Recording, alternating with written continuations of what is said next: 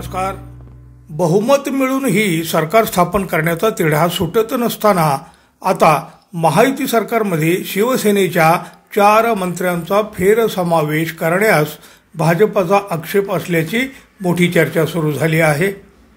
यामुळे काळजीवाहू मुख्यमंत्री एकनाथ शिंदे कोणती भूमिका घेतात यावर या मंत्र्यांचं भवितव्य अवलंबून आहे।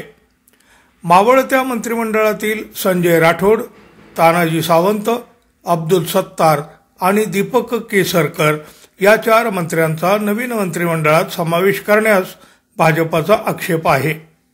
या 4ही मंत्र्यांच्या कारभारावरून भाजपमध्ये नाराजी आहे। त्यामुळे एकनाथ शिंदे या 4ही मंत्र्यांची नाराजी पत्करतील का हा खरा प्रश्न आहे। तानाजी सावंत यांचा कोणत्याही परिस्थितीत मंत्रिमंडळात समावेश झालाच पाहिजे अशी शिंदे यांची भूमिका आहे। सावंत यांना बाहेर ठेवण्यास एकनाथ शिंदे तयार नाहीत। यामुळे मंत्र्यांच्या समावेशावरूनही भारतीय जनता पक्ष आणि शिंदे गटात धुसफूस होण्याची शक्यता नाकारता येत नाही। एकनाथ शिंदे यांनी त्यांच्याबरोबर आलेल्या आमदारांना अजूनपर्यंत तरी नाराज केलेलं नाही।